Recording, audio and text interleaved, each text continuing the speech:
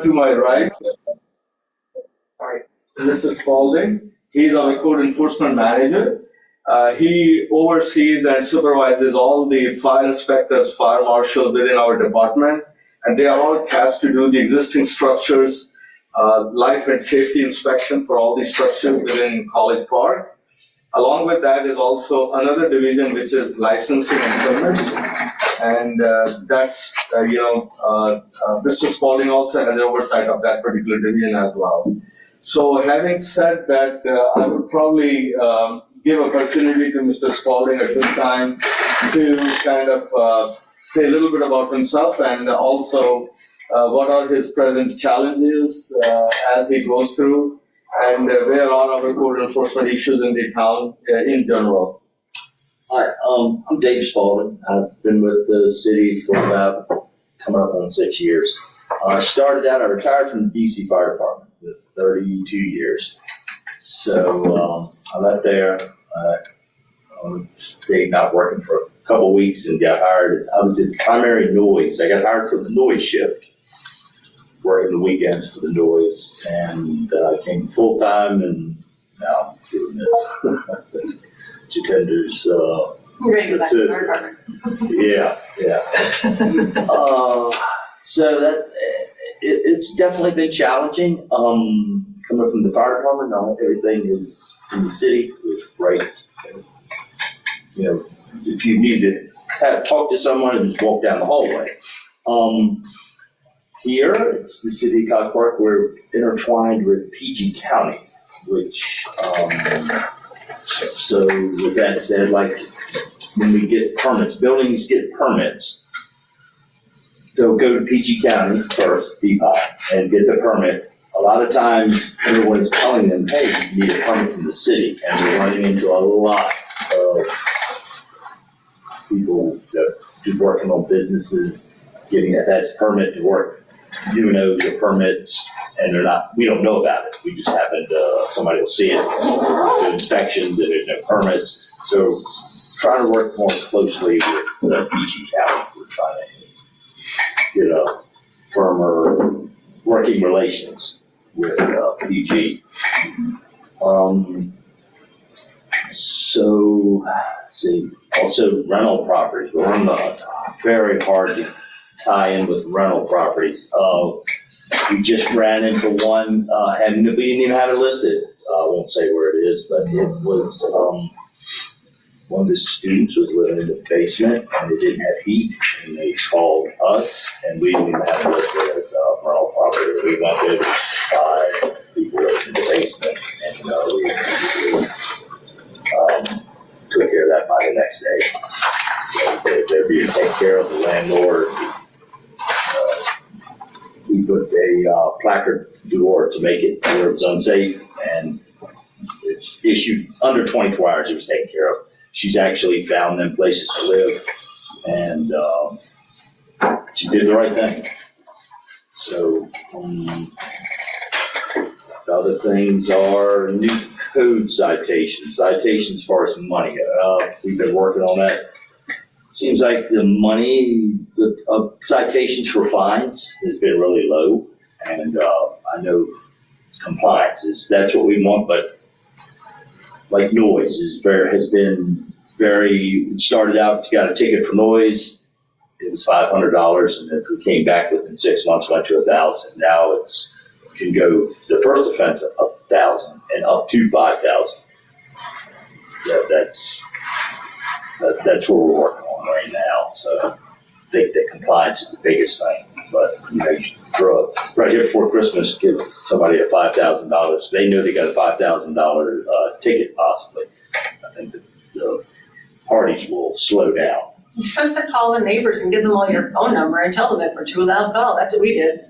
Yeah, we suggest that, go around, and I suggested that when I was on night shift. Hey, let your neighbors know. Hey, I'm throwing a party tonight. Here's my telephone number. Party. And We have if live we bands get till too loud, just give me a call. Yeah, we've been working with that. So just to elaborate what Mr. Spalding said, the agency that we work very closely with is DPI, Department of permitting and inspections and enforcement. They are tasked to do all the new construction permits within the city. May that be like a fence permit or a deck permit or a detached structure, or somebody finishing up a basement or putting up a one-room addition to the side of the building or to the rear, those kind of things. And when people secure that permit, then they also have to get a permit from the city as well. We do not start the conversation up until they send us an email giving us all the details, what they're doing. We guide them through the process. We have Excel software at City Hall, and that is it's a electronic portal for permitting. People apply on that. They submit the approved plans from DPI, and that gives us the assurance that they have already gotten the needed county permits. And then they, provide all those approved plans they upload them on our portal. It goes through the review process within our City Hall. There are three basic people, like one is engineer's office, Steve Halpern and Jacob Osalati. They review from the right-of-way areas. And then zoning and planning approval is done by Mr. Nunes, Carl Nunes. He's our senior planner. And when it comes to building, it comes to my assignment, and I have to review them based on international codes. I'm also a certified building plans examiner through International Code Council. I also have about 10 different certifications through that process also. Over the years of my experience, I have achieved those certifications. They are really helpful for me to review those plans. So just to have an idea how that process goes. Our main enforcement here is just the existing structures, so that's what we do. Sure. Can I just get an audio check from those online, please? Yeah, I wanted to say there's a lot of background noise and it's hard to follow. There's a lot of shushing of paper, so just wanted to let you know that. So, but I don't know if that helps at all. Can I ask if the people that are on the call, if you can mute, or I'll just mute you guys actually, and maybe I'll find if there's anyone that maybe that'll stop it. Well, looks like it's all muted. Maria, how's it sound? It sounds lots better. Thank you so much. No problem. Thank you for letting us know. Okay. Thank you. Thank you for doing the checkup. I think it is always a two-way communication, very important. Having said that, I think that's the two main divisions in our department.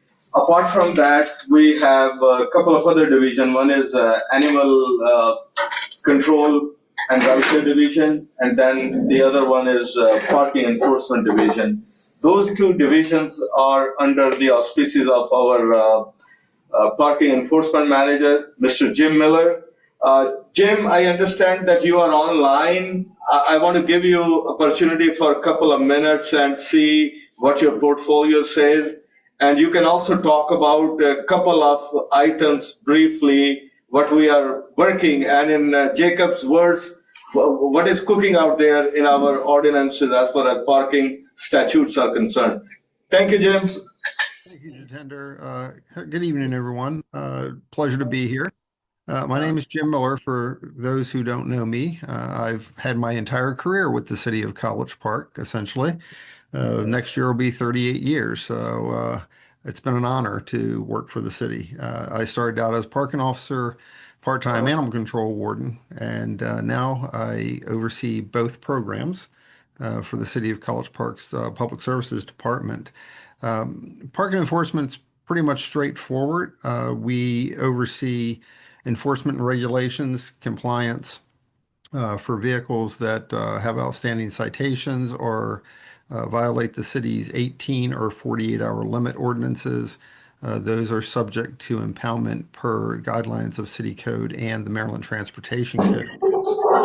Aside from that, we also have had several meetings here of late since August with City Council regarding a number of other items that we may get into a little bit later on. And of course, animal control, We oversee, again, its compliance of regulations that's set by the City of College Park in accordance with Prince George's County Animal Management. And of course, we do oversee licensing of pets within the city limits, even outside of College Park, but within Prince George's County proper. So I am looking forward to having a little bit of discussion about some of the items that we have brought to council's attention in the last couple of months. And we'll turn it over to the rest of the group so they can go ahead and get the ball rolling. Thank you. Thank you, Jim. I really appreciate giving a brief synopsis. Apart from the divisions that I have talked about, we have another division. Actually, they are two separate functions of the city, but they are in one portfolio. I think council was kind enough to allow us to put one position on budget last year. And we have about, I think it's maybe at Daniel, who's our public safety and emergency response manager for the city. He was hired about 3 months ago.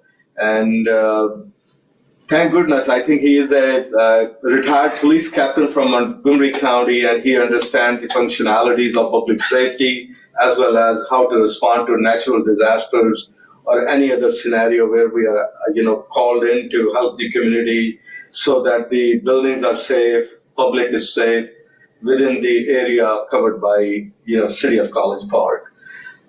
Within that item, we don't have our own police department, but we do have a memorandum of understanding with PG County Police Department. The coordinator for that is Deputy Chief Galati, and apart from him, there are other couple of majors who work with us, Mr. Surplus, as well as Captain Bellino and Sergeant Weinkoop and few other folks at the middle management level of the police. They help us on daily basis in terms of responses to any, non-kosher behavioral aspect of some of the people who may indulge into, loud parties or some, public misconduct and things like that. They help us to bring all those scenarios under control and adjudicate if we have to adjudicate in those scenarios.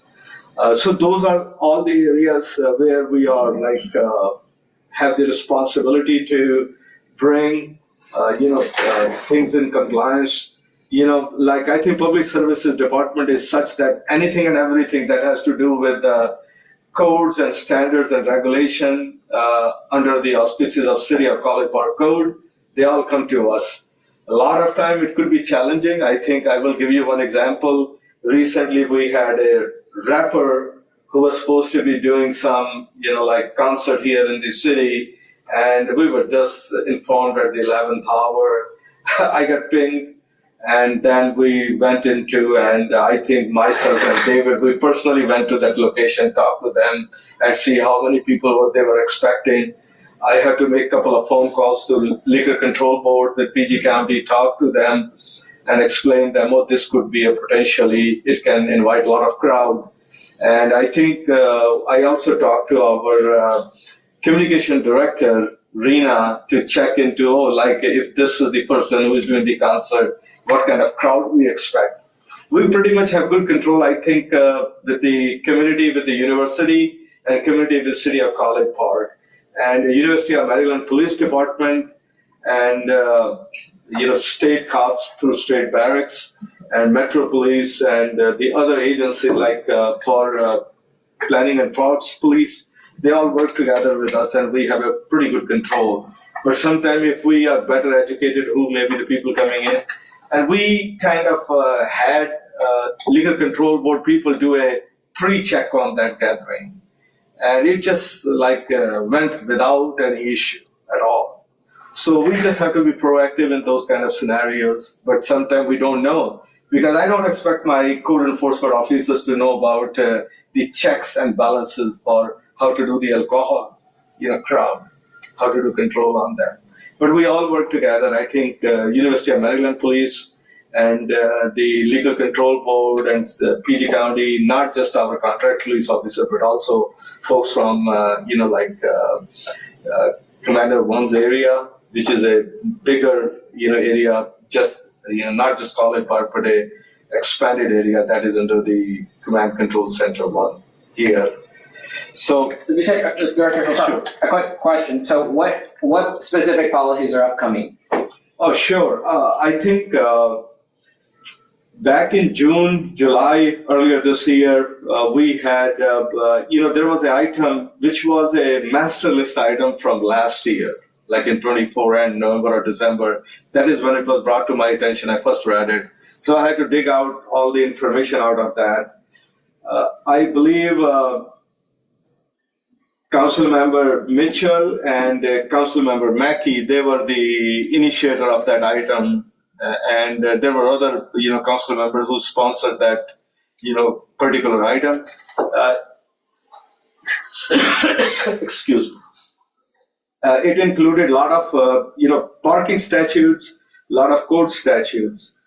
On parking, I'll probably have to go back to Jim to elaborate more on that. But on code sides, there were like, first item was, environmental friendly issue for native plantings and monarch gardens and things like that, which I had attended one follow-up meeting a couple of weeks back right here.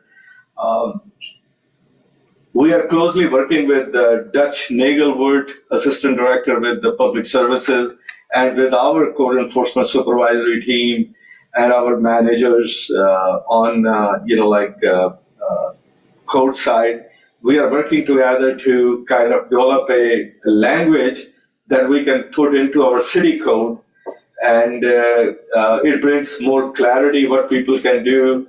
I think no more April is one of the consideration, and then trying to define, add some definitions in there, clarify what the processes are for, allowing monarch gardens or some native planting, so forth and so on.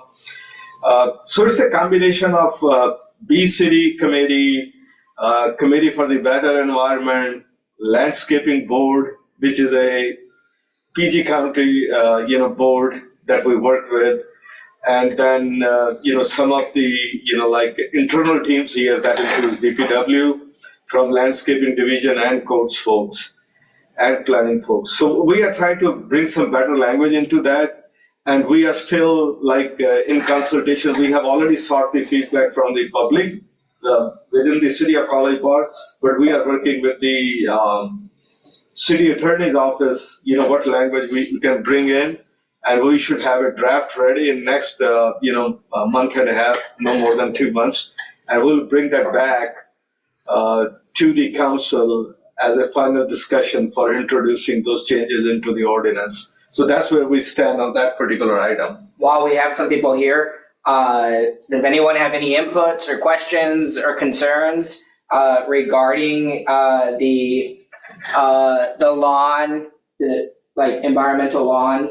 It looks like Ms. Magnus has her hand up online. We'll start off with you, Carol. Let me see. Oh, yep, there we go. Go for it. Okay. I guess I raised the hand before you started saying you wanted questions specifically on that one topic. Okay. My question is with code enforcement. I know some things were mentioned, but I'm sure there's a lot more items that code enforcement covers, like people not mowing their lawn, not the no mow thing, people just letting their yard deteriorate with the large, high grass and all. The city just had discussion. I don't remember what the final decision was as to where the trash and recycle totes can be put, how long they can be left out, when they can go out. There's a lot of things like that. Is there someplace that lists very briefly what all these different things are, with maybe link, on a website page with links to more details about it? Because I don't think everybody in the residential areas of College Park really realize that there are a lot of different rules and regulations, that So, exist. so the question is there a location where there's brief summaries as to where the codes are? Director Khokhar, is there, besides the charter? It's in section 125 of our city code. Yeah. So no, Carol, your question's a good question, but I don't think there is a location. So I think there needs to be, because people move in, people have been here for 10 years, 20 years. They don't know what the regulations are. I see various people on my street, for instance, using the trash and recycle totes. We have collection in my area on a Wednesday normally, unless there's a holiday or some impact. It's a good recommendation to take back. I didn't But I'm just saying, people leave them out, and on Saturday I see them still out, and yet I don't know if these people know that there's rules and regulations dealing with it. And to try to find it in the charter, there's a lot of things in the charter, and how do they know that it's section such and such and such and such? Because it may not be titled what they are. And of course, the charter probably goes into a lot more detail on it, which means people are just saying, oh, I'm not going to read all this. It's too much. Thanks, Carol. Carol, now we have a hand in the room, but I think that we get the gist of what you're asking for. And that's just to summarize it, like a location where the rules are clearly written, especially for those that are new. Right. A cheat sheet. Yeah, a cheat sheet, if you will. It's a good recommendation. I have a second question on there. It doesn't relate to that, but it's all right. Well, I got to be respectful of the people here in the room that are raising their hands. I'll come back to you in a second. Okay. All right. Yes, You Mr. move into a neighborhood, you learn. You talk to the neighbors. You ask them, hey, what are some of the important rules around here I need to know? They'll highlight you the important main stuff, and then you can go into it. It's not that hard. You have to make steps to do it. That was my tactic. When we got new neighbors, we had rentals on both sides of us, diagonally across from us, and another diagonally across from us. When a new neighbor would move in, I'd go over, especially if it was college kids, if they were of age, a 6-pack of beer, help them move, and say, hey, by the way, take a look around. There's certain residents that are regular, residents that park in certain places, respect their parking spaces. Trash collections on Monday. Can't leave your trash cans out, more than 24 hours before advance. You can't park the wrong direction on the street. You can't let your lawn get too high. These are things that automatically get you tickets. And just as a friendly, notification about these sort of things. I tell people I see them ignore it all the time anymore. Really does help. Alan, I think thank you for saying that, but there is a residential guide, College Park Living. There's a lot of information on our website, and engagement is the key to anything. You come into a new area and you have to learn how this particular neighborhood is, get to know the people of the neighborhood association. When their meetings are, you attend them. And being a proactive person, you ask to learn, how the system works, and you educate yourself and you get involved with it. I think that is the key. Engagement is the basic key to it. Yeah, there needs to be good space, good space on the website that, daily rules and regulations. There's something like that where, boom, it's all there, one place. It's hard to detect when a new resident, especially when it's like student rentals that frequently turn over, did they have a copy of this guide? I don't know if it's the landlord or the city membership to them, but it's yes, it is here, but it could be more importantly on the website, clear. Yeah, I agree. I think we can make it more obvious at a particular location on the website for people to hey, if I want to do this, you just go there and check it out. So regarding the city's upcoming landscaping code, possible changes in the landscaping code, I'm interested in having input, but I don't really have a framework for it. Does the city have a framework or a template or a list of criteria of things that it's looking at that it can share with residents so that we can kind of have something concrete to think about? Excellent question, and I will be first one to admit that when I started all this discussion, my first hands that went on to a booklet in planning department was 2005 landscape board requirements. And when I started to read it, there were a lot of new, tree, plant names, different kind of gardens, native plants, and things that we encourage in the city and the things that we don't encourage in the city. And then I said, there has to be a more latest. So in my further conversation, after talking to Miriam Bader and Carl Nunes, our senior staff in planning, they guided me to a link from PG County that is 2022 is the latest one. And I can send you the link and you can read through it. And we encourage, tell us, what would you want to see in your area? And what is your feedback or input to that particular thing? We have not, I think that's a county board, but I think it's important for us to educate people is we're going to definitely get some definitions out of it. I am also working on a training plan for my staff, and we're going to not only teach our staff, but we're going to also do that training class for our residents who are interested to learn more about it. To help though communicate, we have some sort of structure that we considered though, right? Yeah. You guys presented it to us. Yeah. Do you have something a little bit more ironed out just to make sure everyone kind of knows where that framework is? Because I think I shared that. I don't have it with me right now, okay. but I can definitely send you that package. Okay. And we can share with all the participants here. Yep. I'll make sure. So you're talking public, not personal. No. You're not gonna tell me what I can plan, what I can't plan. Is that what you're saying, or is it? No. So the question is, we are trying to set up different.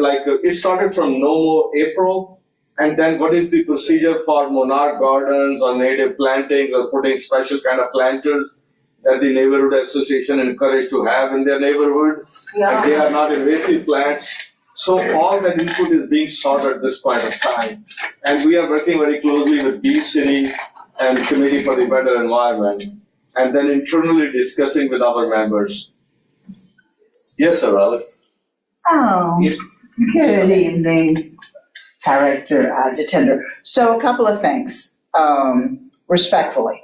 So I'm all for the environment and sustainability. However, seniors on a fixed income and different things, they're not able, the majority of them are not able to participate on NOMO in April because their landscaper contractor is a double, and so if it's $50, may go to $125 or $150. So respectfully, I do not participate because I already know, being a corner lot in District 1, how much it would cost me to not mow my grass in April. And then as far as the residential guys, the residence guy is phenomenal. So because of what I do for a living, when we have new neighbors or if they're renters, I do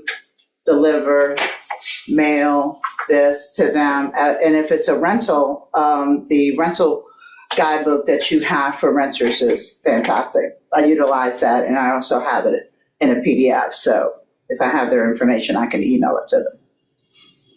No, I think it's a great point, great feedback. And it's just getting engaged and getting educated about what could be done or what could not be done in a given scenario. That is the key to it. So engagement and learning about the process is probably the key here. Yeah, all right. Oh, yes. Just wanted to say I wish that you guys lived on my block. You sound like fabulous neighbors. These two over here. I was wondering if now's an okay time to ask about car tags. I mean, yeah. It's related to Can we finish up on the lawn? Did you understand, Teresa? My question is, are you? I'm not a garden person. I've got allergies. Oh. But no, you don't have to participate, right? No, you don't have to. Yeah. I'm not gonna have to be told I can only plant certain things in my yard. I can't plant that. Okay, that's what I was trying to. The one like topic that I think I've heard from an angle of like don't mess with my yard is some of the residents want to be able to plant native garden in front in like their front yard, and They that keep can it nice. well that's the It's full topic. of tips. I understand, but that's the topic of conversation when it Okay, comes to this particular thing. That's what I Right. was trying to figure out what we're talking Yeah, about. so some people want to have their yards like with like fully native. Like I don't know the plants, So, but well, like a metal type, yes. meadow type lawn. But I've seen Which it done is- nicely, and I've seen it done ugly. It gets you a mess. And my thing, and I take the blame for it because No Mo April was my doing. Mhm. You know, it started out in England. Greenbelt stopped it. And it went to Wisconsin. Appleton, Wisconsin was the first one in the United States to adjust their municipality rules, where previously here, you weren't allowed to have anything in your yard, weedy, grassy, whatever, over 12 inches. Yeah. And so for the month of April, what I had to do to allow for the No Mo April to take place was have that status waived for the month of April. Mm-hmm. And that way, and the whole purpose of this is to support the native bee population, which is really suffering. Some of the earliest blooming plants are weeds in your lawn. So if you just go to the point where you start seeing other plants like azaleas or eastern red buds blooming, then they've got other food resources okay to mow your lawn. So technically, it really should be from late March to mid-April, but it's had been easier in the past to just say no, because it started out with No Mo May up there, but our climate's a little bit different down here. So the problem is that once you get past that third week of April, your lawn starts going nuts because now it's warmer, you got more rain and stuff like that. And when come May, you need to mow. Not everybody's been mowing, and then there's the folks who want to go native, but they don't have a structured way of doing that so that it looks neat. Because I'm all there's such for a thing as fixing that. curb appeal. We must respect our neighbors' desire to not impact the value of their homes, as they would say, and have maintained curb appeal.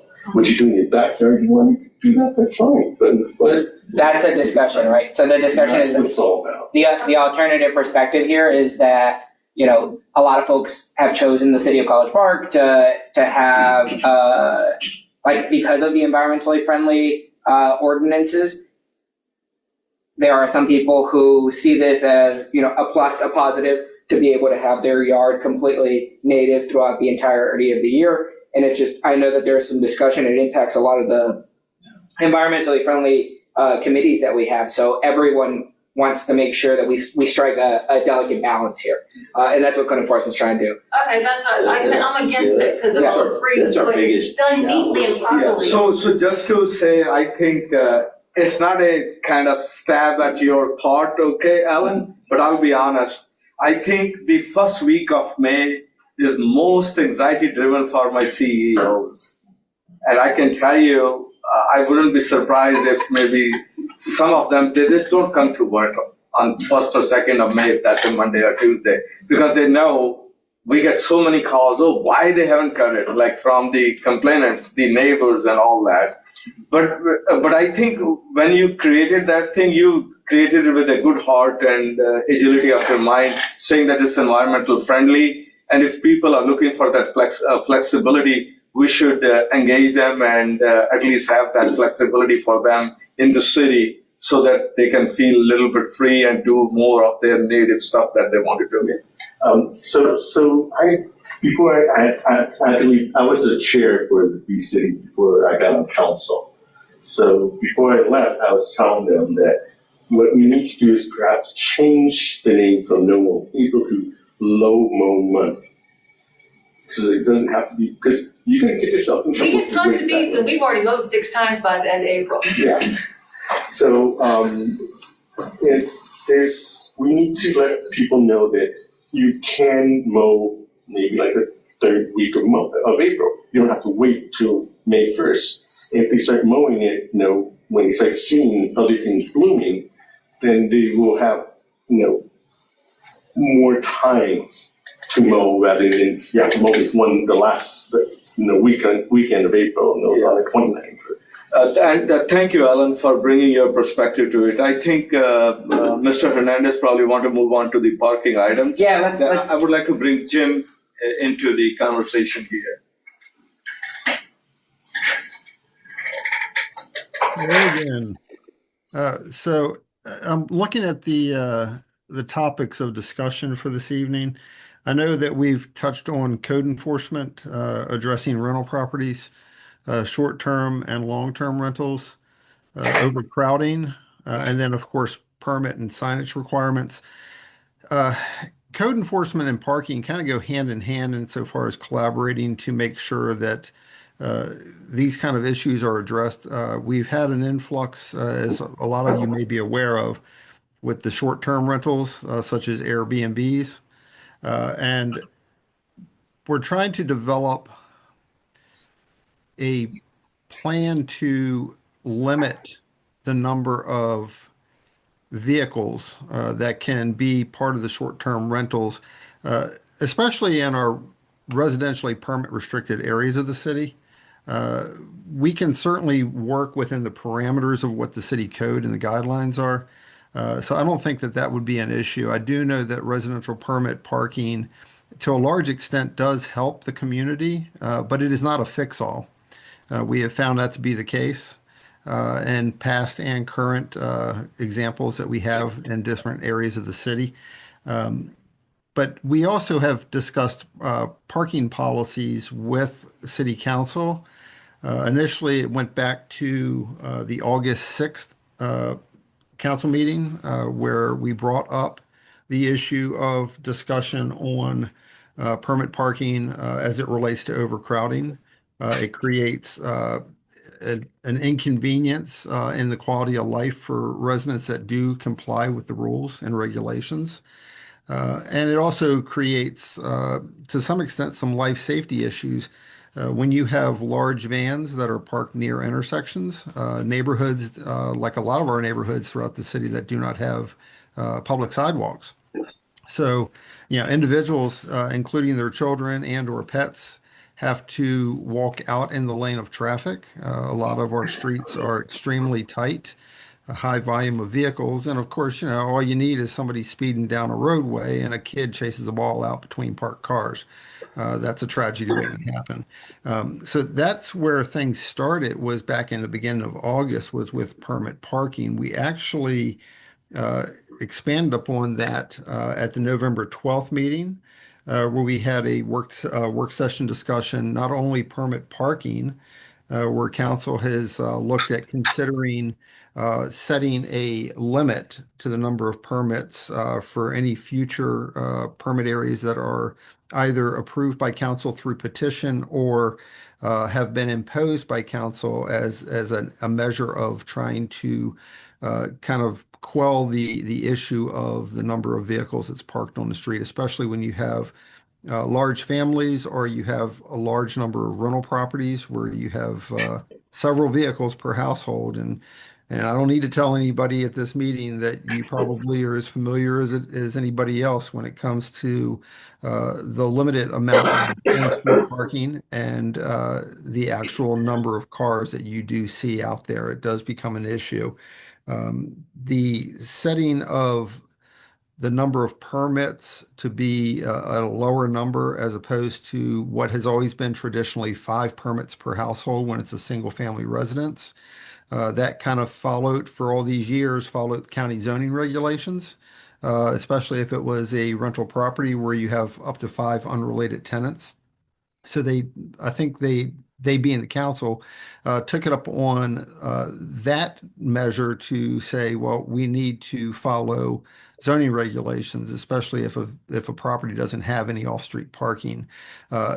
It doesn't necessarily fix a problem within a given section of the city, where that you've got more cars than you do have street space, and a lot of the older homes do not have off-street parking with driveways. aside from permit parking, we also looked at, and this is going to come back to council for further discussion, is raising existing parking fines because there was some mixed opposition amongst council, or mixed feelings rather, amongst council of reinstating residential permit parking fees annually. And if you really want to look at trying to, address the issue, it's not charging the fees to the residents that are playing by the rules when they're trying to get a permit, but to go after the violators. The whole process and the whole premise of our city code is to gain compliance. And I'm the first one that is a strong proponent to tell not only past but current council that the success of any program is when you can gain compliance. It's not just a matter of going out, seeing how many tickets you can write, how much revenue you generate. That's going to come hand in hand with the violators. And eventually the violators are going to get the message and they're going to either comply or they're going to leave town. And whatever it takes to make sure that our neighborhoods are safe and people can come home at night, be able to park their cars, be able to go for a walk without having to worry about cars flying through the neighborhood. Things of that nature is certainly at the forefront of what we're trying to do in public services.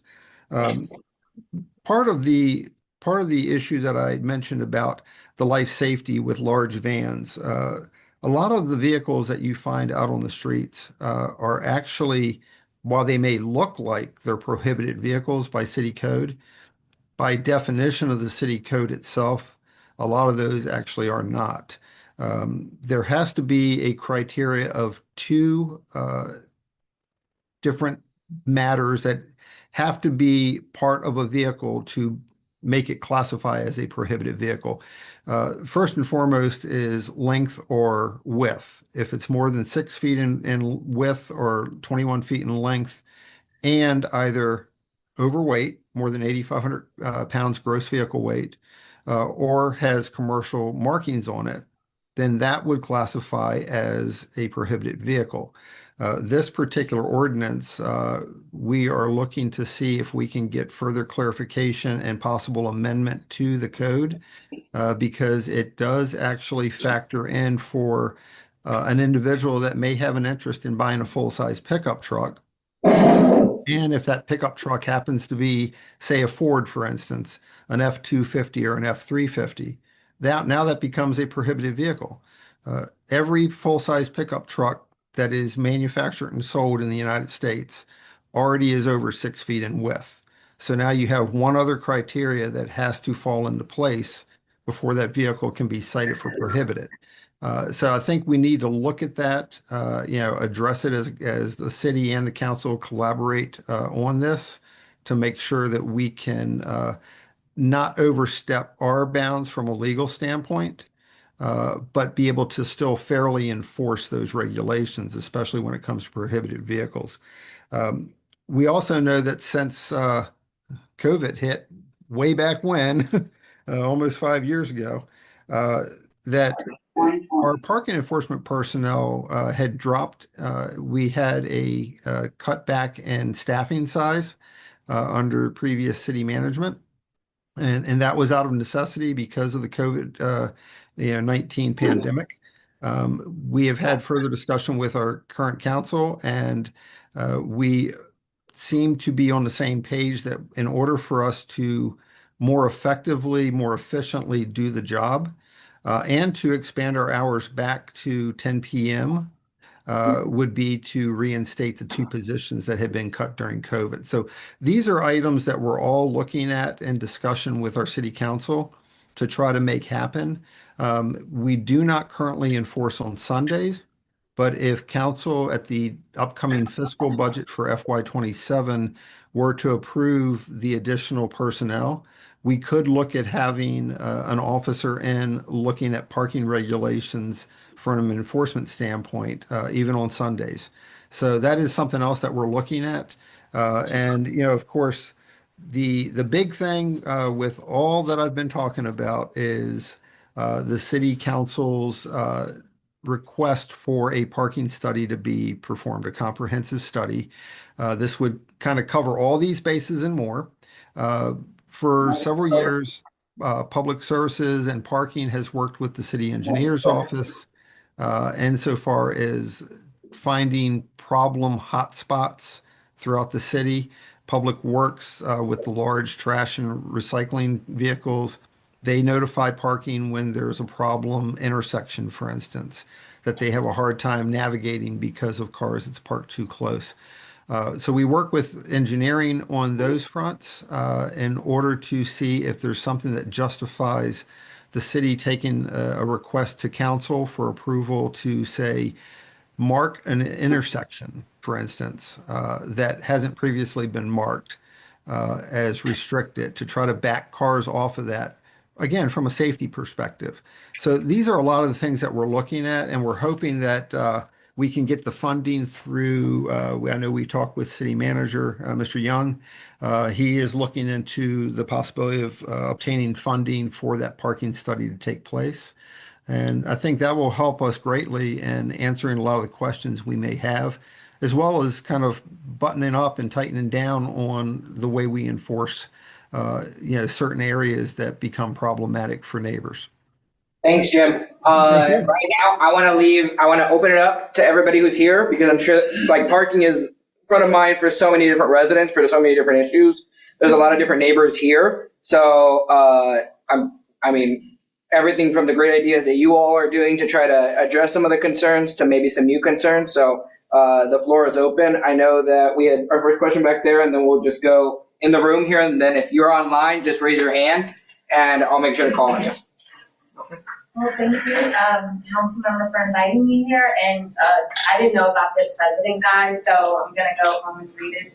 It's really helpful to have this in writing. I process information a lot quicker when I do. So I'm a brand new resident to College Park. I'm occupying a basement apartment on 48th Street Avenue. Is it legal? Welcome to the city. Yeah, okay. Our first meeting. Yeah, I'm just learning my way around. I don't know. So, yeah, as I was telling Councilmember Hernandez, I immediately noticed that parking is very tight on our street, and there's multiple cars per home. So I'm doing my best to make sure that I'm not obscuring any driveway. I wouldn't do that anywhere, actually. And my car is not that large, but my roommate and I are in the process of updating our tags. So we have DC license plates, not Maryland license plates. And so if you can let us know what we should be mindful of when parking on our street and anywhere in town, that'd be really helpful. So Jim, just in summary, the question is, got a new resident to the city. She's renting, she's renting a basement apartment. She doesn't currently live on a permit parking location, but the parking is pretty tight on in the street. Gotcha. She wants to know about the parking regulations. I think she's worried about the tags, because she's got DC tags. Oh, so she's worried about the DC tags and conversion of that. Sure, certainly. Thank you. So basically, any resident, even if you're renting, if you're moving into the city limits of College Park, or for that matter, anywhere within the state of Maryland, if you have tags from another state or jurisdiction, such as DC, unless you are in the state of Maryland for the purpose of either education, higher education, such as attending a university, if you're here on military transfer, or if you are working on temporary work assignment for your employer within the state of Maryland, it's a little difficult when you're a DC resident, because you're 15 minutes away from the DC border here in College Park. But the state guidelines require that if you do not fall under any of those aforementioned criteria, that you have 60 calendar days to transfer your title and tags to Maryland plates. Of course, we have a lot of people in the DMV that may live in College Park or within the state, but they retain their tags from another state or jurisdiction. The state requirements are just that. You have 60 days to come into compliance and transfer to Maryland tags if you intend to stay in the state of Maryland. Okay, is there anything else that I should know about parking on the street? Anything else to know about parking on the street? Yep. So basically, the general rule of thumb, a lot of our rules and regulations within College Park and in the state of Maryland run parallels to a lot of other states and jurisdictions. Your basics, you can't park on a fire lane, you cannot park against the flow of traffic, posted no parking zones, things of that nature. I think one of the things that people aren't aware of is the city does have a code for encroaching upon or blocking someone else's driveway. Encroaching, you cannot be within 3 feet to either side of a driveway apron. Now, we don't go out when we're patrolling. We do not go out and look for these types of vehicles that may be parked on or blocking a driveway. That actually requires a formal citizen complaint to either be called into the city or to go on the city's online center where you can file a complaint. And you can do so typically anonymously for most violations. For encroaching driveways or blocking driveways, you are required to provide your own information, contact, and your address. We verify the information because the SOP that changed this years ago when I was an officer on the street for College Park was that you get people that are in neighbor feuds. People don't like a neighbor for whatever reason. They file it anonymously as though that's their own driveway. And it turns out that it's not. And we didn't know it. So we go out and we write a citation. The reason we changed our SOP for encroaching and blocking driveways was because of that reason, first and foremost. But secondly, as a homeowner or a tenant to a property in College Park, you are entitled to block or encroach your own driveway or allow someone that's visiting you to block or encroach your own driveway. So that's a big one. Most of your other rules and regulations that apply, make sure your tags are properly registered, that you have the validation tabs on the tags if that applies. I know DC usually has a registration sticker in the window, just as Texas does. But we don't write tickets for invalid registration because our parking officers do not have police access to MVA for motor vehicle registrations. We go by what the state of Maryland and our city code say, and that's if you do not have the proper month and year expirations displayed either on your tags or in your windshield, depending on the state of issuance, that is a violation of invalid tags. So again, it's the basics. It's the basics.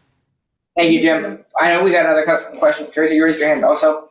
Okay, so now you can block your driveway. What about that 25-foot rule to the corner?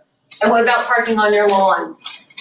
Parking on the lawn is park on the lawn, or do you guys drive by and take them if they park on the lawn? If there is a vehicle parked on the lawn, both parking and code enforcement can take action. Parking would typically cite the vehicle, so that citation goes against the vehicle owner or operator. Code enforcement would send a notification to the property owner to let them know that it's a violation of city code. And typically first offense, I believe, correct me, Jatinder and or David, if I'm wrong, I believe it's 30 days to correct the violation. I would think. If they're parked in the grass. On the grass? On the registered vehicle, we give 24 hours. Yeah. 24 hours? Okay. Thank you. So Jim, Yeah. I think it's also a violation of the Chesapeake Bay Act. You cannot really leave an automobile, on grass. That's correct. Okay. And then the other question was if it's parked. Oh, the 25-foot to the curb, is that still in place? Yes. So again, city code and Maryland state transportation code mirror one another. In the state of Maryland and in College Park, you cannot park closer than 25 feet from a stop sign or 35 feet from an intersection. And the rationale for the 10-foot difference there in that rule is that typically your stop signs are supposed to be offset from the intersection by 10 feet. Now, a lot of people don't understand how that rule works, but there's an imaginary line, an apex of sorts that is created when, say, for instance, I go out. I would align myself with the curb at the intersecting point of each street and then measure back 35 feet. That should tell me that you're now 25 feet from a stop sign if a stop sign exists. But the rule of thumb is 35 feet from an intersection, 25 from a stop sign. And you've been here almost as long as I have. What is the rule now with all the like work trucks and trailers and all the crap in people's driveways? Is that all allowed now? Because it wasn't before. Well, in driveways, that becomes a code issue. Parking can only write one type of citation on private property, and that is parked on grass. All other property ordinances are overseen by code enforcement, and they would be the ones that would follow up on that. Some of these driveways would have to go away. Trailers. We usually write an NOV and put trailers to get on. What's that, OV? Notice violation. Yeah. We got big trailers sitting almost on our, it's almost on our property line. If they come on my line, I'm going over there. It's like, if they don't use But it. can they have a trailer on someone else's property? It's just a smart On their trailer own sitting on their, It's not just being yard. out in their driveway and on their lawn. So you can call that in, is what you're saying. Okay. Yeah. Put it in the go-go. Okay, because they moved it to their lawn once their car festival. Is there any other questions on parking? I do want to make sure that we touch a little, yeah, please, go ahead. One question, how long can a car be parked without being moved in, say, on Rhode Island Avenue, Silver side of public property? I thought I heard before that cars had to be moved after so many hours. There is a 48-hour limit ordinance. However, legally tagged, legally parked vehicles, unless we receive a complaint anonymously from a resident, we do not bother vehicles that are legally tagged and parked. City Council a few years back, about, I believe, 4 to 5 years ago, created a rule, an exception to the rule of the 48-hour limit ordinance. So as a lot of us know, a lot of people have more than one car. They can't drive more than one car at a time. So they may have a pleasure vehicle. They don't have an off-street space. So what they do is they park it in, on the street near their residence. Again, if we get a complaint specific to that vehicle and we can determine that the vehicle belongs to a resident of College Park and it is registered, properly parked and tagged, and within one city block of the address to which it's registered, they are deemed exempt. So they can actually leave the car there for weeks on end if they wanted to. And we can't do anything about it. Thank you. Miss Rose? Jim, I just have two quick questions. When was the last study that was done by the city of College Park as it relates to code enforcement or parking? Why do we need a new study? No, those are two different studies. Code is a different study, and the reference that Jim made earlier was a parking study.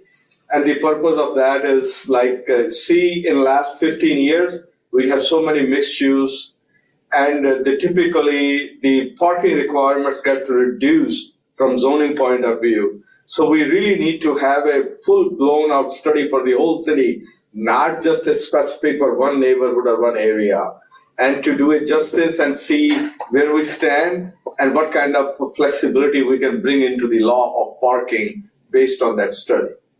Okay, thank you, Director Khokhar. And then on the commercial vehicles, because that just seems to have ramped up since I've lived here. What's the code or the common sense regarding that? I think Jim referred the weight of the vehicle, the width of the vehicle, and length of the vehicle. Jim, could you please? I'm poor on standing, or maybe I'm getting too many gray hair here. Not a problem. Yeah, the prohibited vehicle ordinance requires a combination of 2 or more criteria.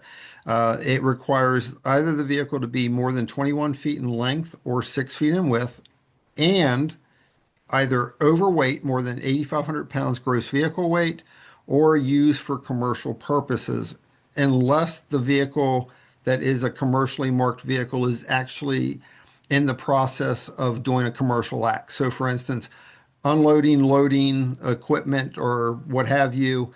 It can be for HVAC, plumbing, electrical. if they're there on site doing a service call to a property, those certainly are things that we, take into consideration. But the ones that we see on a day-to-day basis that are in violation, we typically will issue them a warning first when we can confirm that they're prohibited. If they do not come into compliance, then at that point we can cite them. I do know that city council and city code allows for an individual with a prohibited vehicle to request an exemption from this regulation. That would go before the Advisory Planning Commission in a hearing. If the Planning Commission recommends that they receive an exemption, then it goes back before the city council for discussion and a vote as to whether or not they're willing to allow an exemption.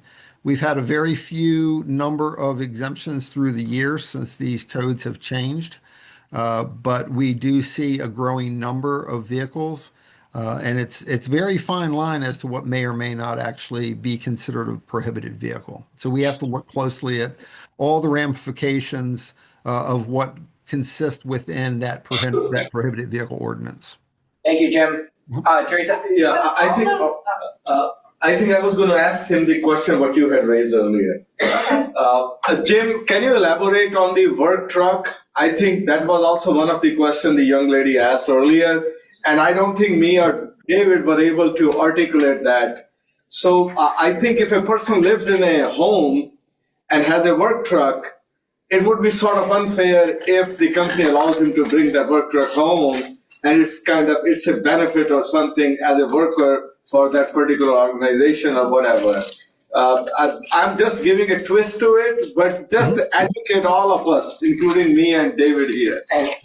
For one car isn't a problem. It's when there's like 10 or 12, and I'm going to flat out say it, Hollywood Elementary. That never would have been allowed here years ago. They're all work trucks. They just don't say work trucks on them. Yeah. I'm sure you know the house across from Hollywood Elementary. It's a big old parking lot with a dozen work trucks in it. Yes, and I believe if it's the same property I'm thinking of, code enforcement has been following up on violations with that particular property for on site when they're on the property itself. Because if you go to Josephine and Powder Mill, and you'll see what will start happening. That's Oh, sure, yeah, and I mean we see it, and it runs rampant in other areas too, not just College Park. But I can tell you that from the standpoint of prohibited vehicles, it's one of those things where not only with prohibited, but any vehicles, city code does not limit the number of vehicles anybody can have. You could have a property where you may only have 2 or 3 people living there that operate vehicles.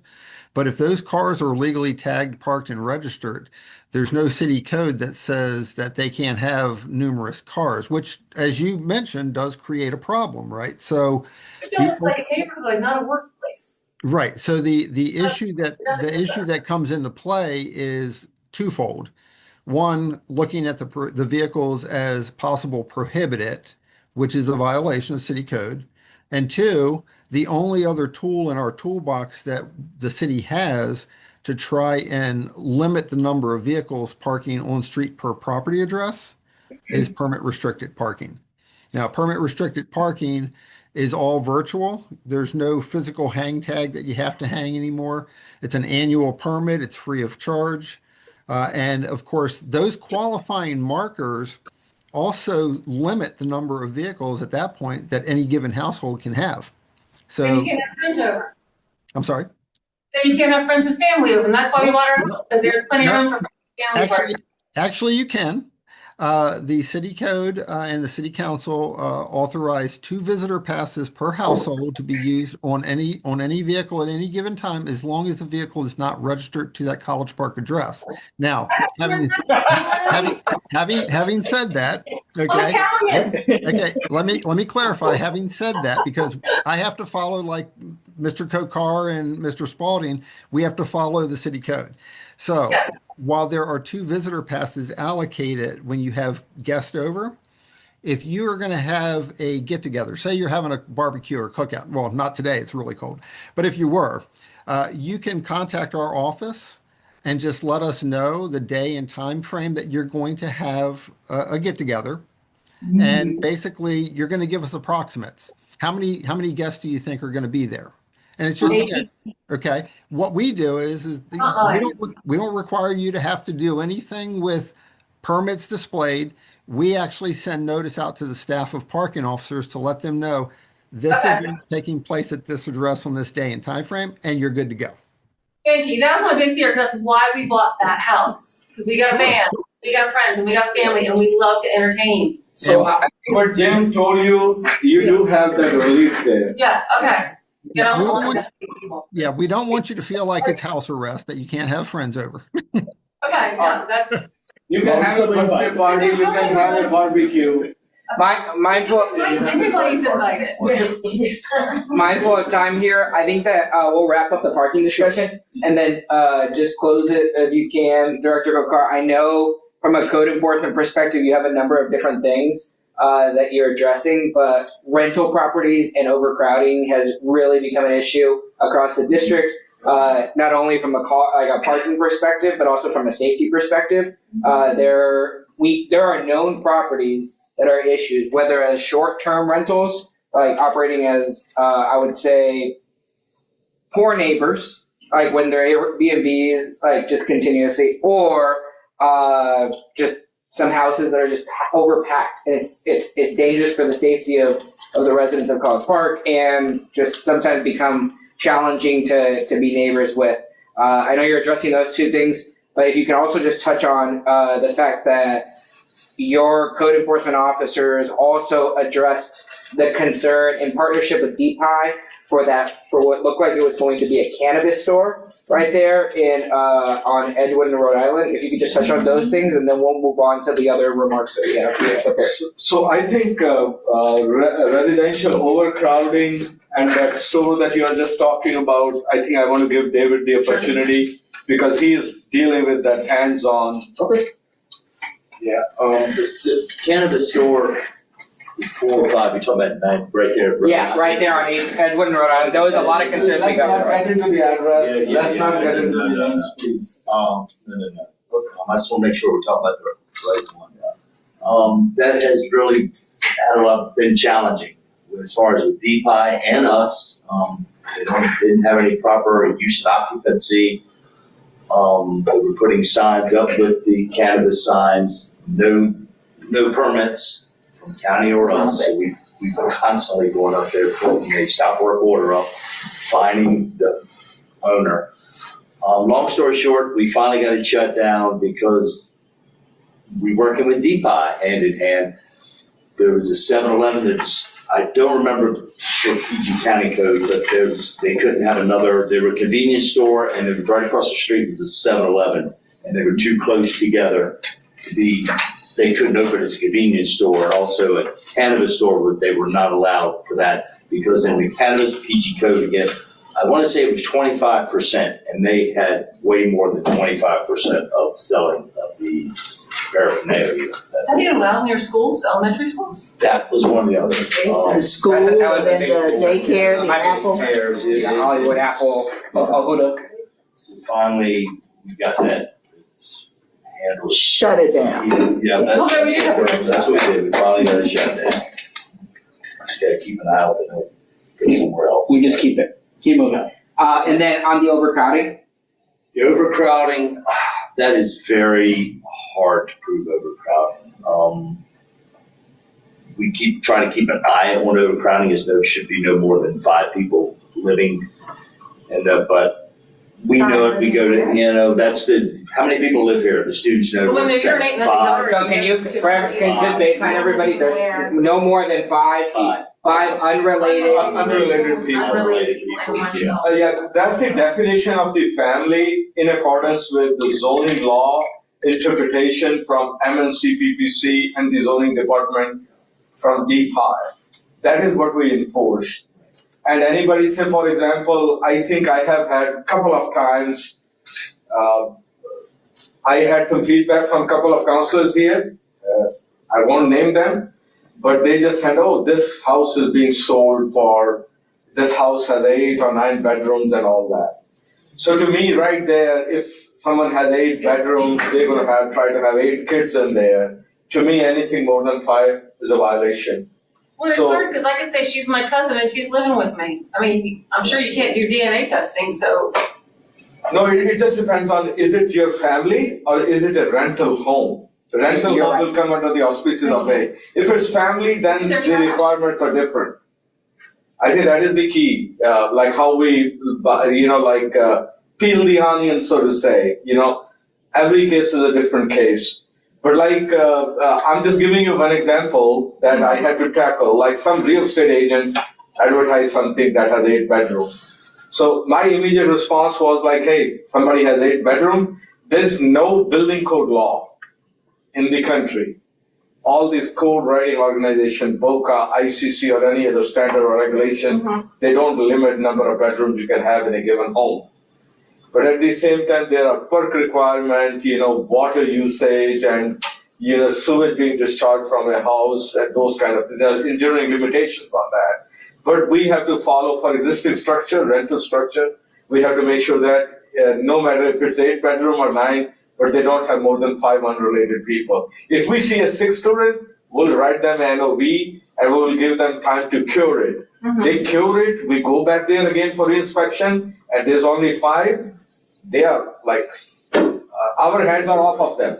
do you still do the yearly in-home inspections? Yes, we do. Do you check Every year. what about, here's something, checking the backyards. We have a rat problem. We do. And you can our see it from the walk-around. backyard. Yeah, so there is external piece of inspection and internal.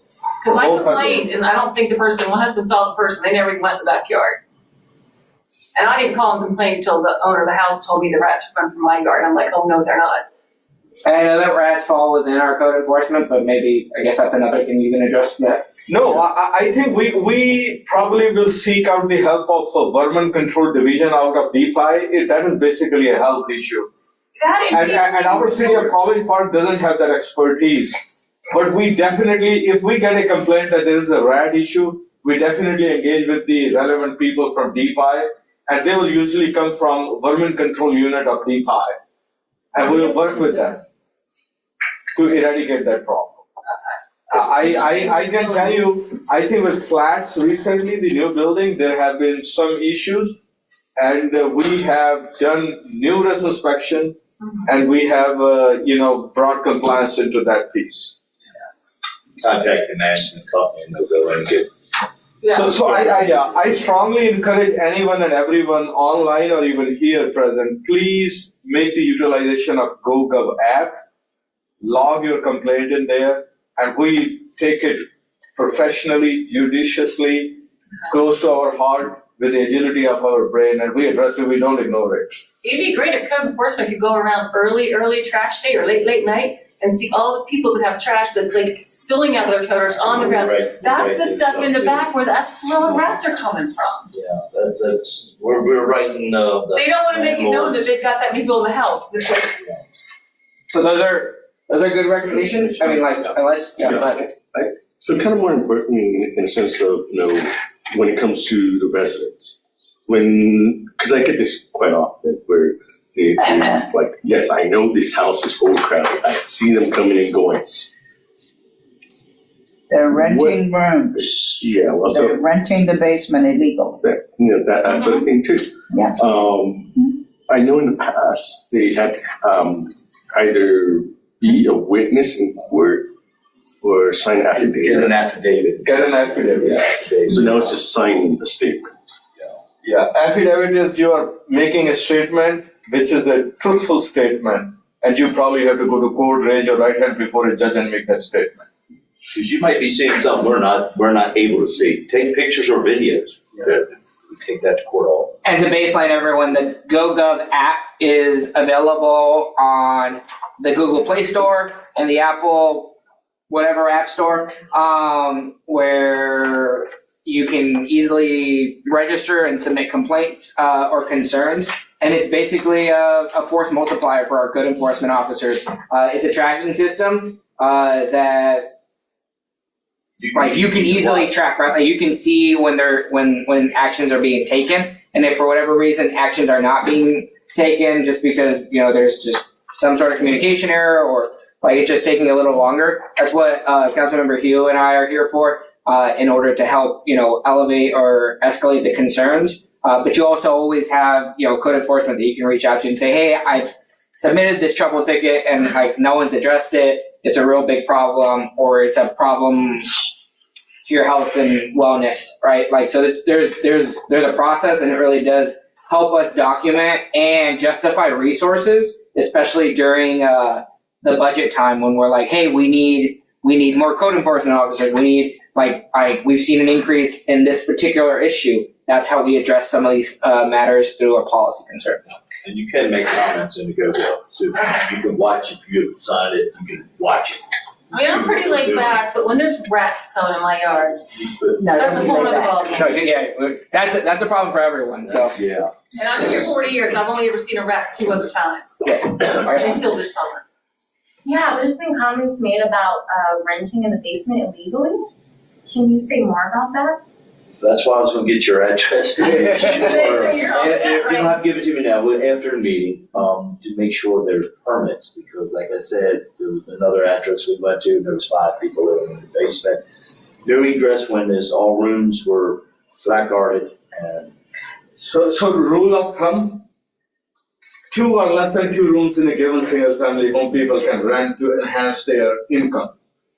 If you have 3rd room to be rented in a single family home, you come under the magnifying glass of rental. That's the key.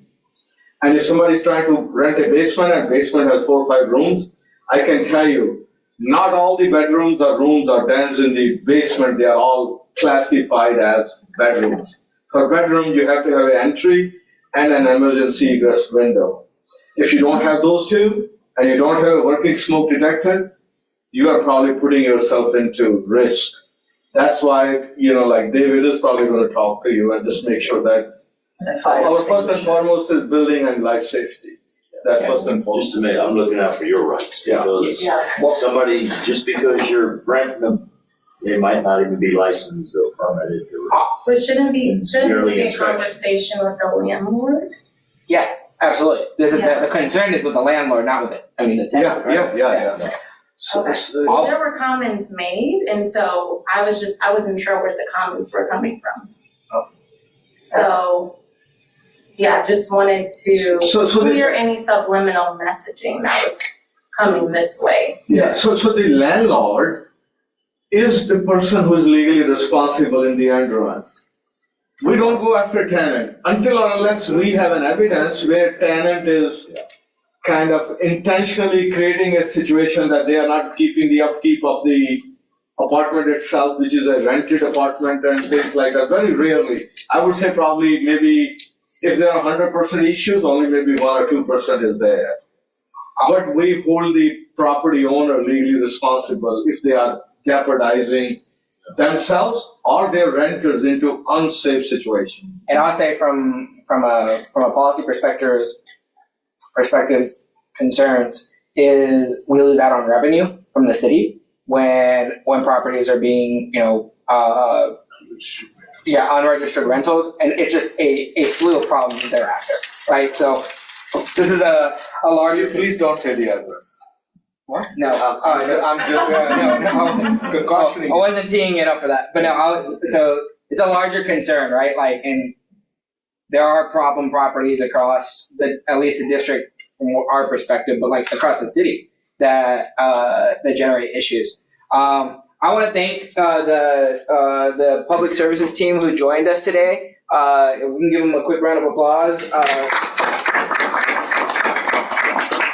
As we transition to the rest of the meeting, I really want to make sure that we stay on time for the 9 o'clock. Can I make one last statement? Yeah, please.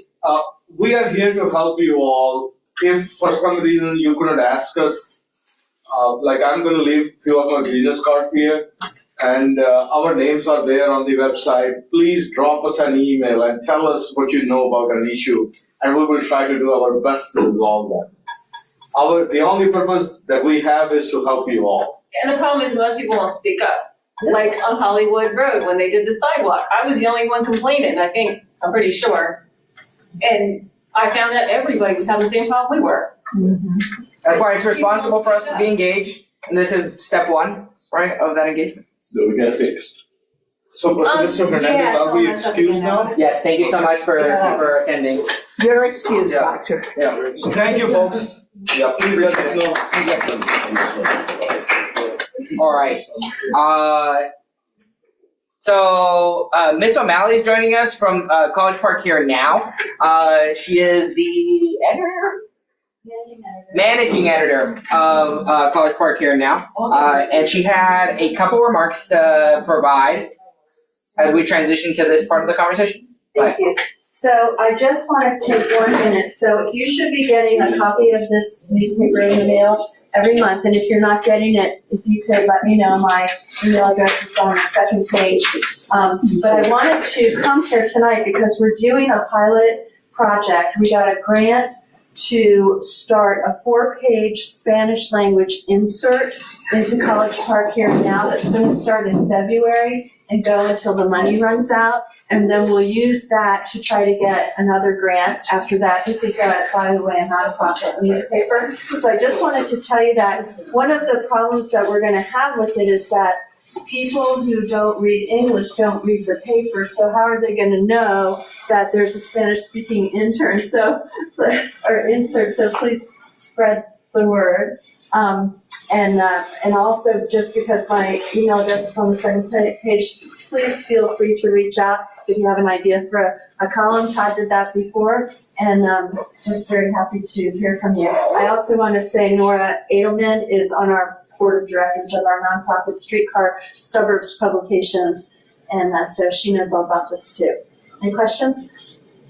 Yeah, did you say it's a nonprofit? Yeah, so Streetcar Suburbs Publishing is a nonprofit, and we have 3 newspapers: College Park Here and Now, the Laurel Independent, and the Hyattsville Life and Times.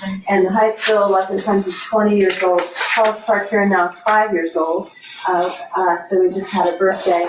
And so, yeah, it's nonprofit. We sell some advertising. We get a grant from the city to publish their newsletter, the College Park Post, that goes out with our newspaper. And then our executive director, Kit Slack, she writes grants. So we have 3 revenue sources. And you're more than And happy to take donations from the public. We do.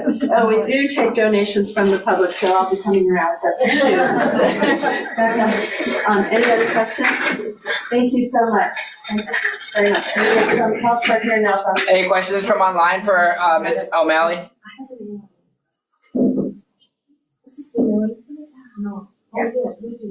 All right. Thank you. Thank you. Thank you, Councilmember.